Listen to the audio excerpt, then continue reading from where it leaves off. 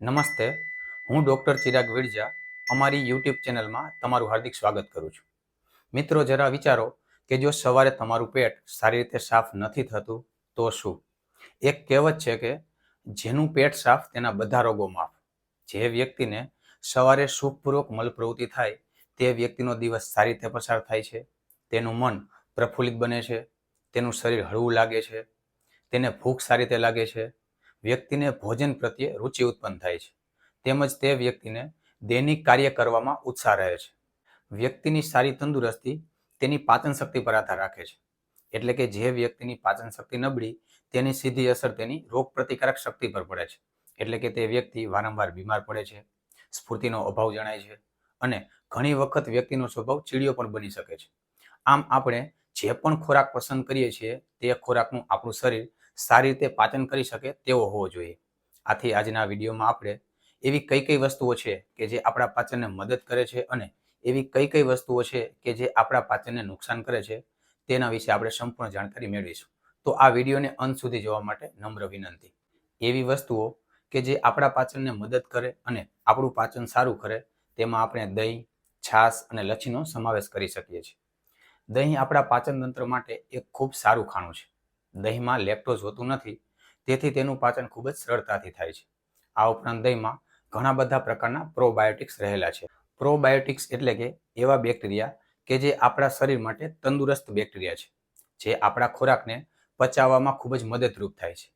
આથી જે વ્યક્તિઓને પાચન સંબંધી સમસ્યા છે તે લોકો તેના ભોજનમાં બપોરના સમયે દહીંનો સમાવેશ કરી શકે છે. બીજી મહત્વની વસ્તુ છે રેસાવાળા પદાર્થ, એટલે કે ફાઇબરયુક્ત પદાર્થ, જે પાચનમાં ખૂબ જ મહત્વના છે. જેમાં આપણે રેસાવાળા શાકભાજી, રેસાવાળા ફળો, ફાડાવાળા ધાન્યો, ઓટમીલ વગેરેનો સમાવેશ કરી શકીએ છીએ. આવા પદાર્થો પાચનમાં તો મદદ કરે છે, તેની સાથે સાથે તે મળ નિર્માણ પણ સારી રીતે કરે છે, જેથી કરીને કબજિયાતની સમસ્યાથી બચી શકાય છે.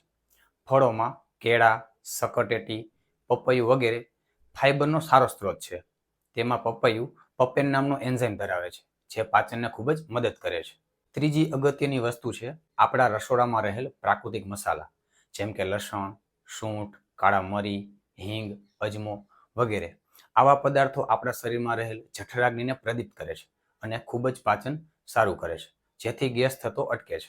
હવે આપણે એવી વસ્તુઓ જોઈએ કે જે આપણા પાચનને ધીમું કરે છે અને પાચનને ખૂબ જ નુકસાન કરે છે. તેમાં સૌથી ઉપર આવે છે તળેલા પદાર્થો. તળેલા પદાર્થોમાં પણ એકને એક તેલમાં વારંવાર તળવામાં આવતા પદાર્થો એટલે કે ડીપ ફ્રાય ફૂડ પાચનને ખૂબ જ નુકસાન કરે છે. જેમાં આપણે ગાંઠિયા, સમોસા, ઘૂઘરા, ફ્રેન્ચ ફ્રાય વગેરેનો સમાવેશ કરી શકીએ છીએ.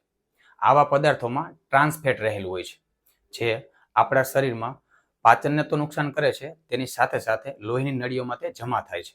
પરિણામે વ્યક્તિ મેટાબોલિક સિન્ડ્રોમનો પણ ભોગ બની શકે છે. આથી આવા તળેલા પદાર્થોને વ્યક્તિએ ઓછી માત્રામાં કે ક્યારેક જ તેનું સેવન કરવું જોઈએ.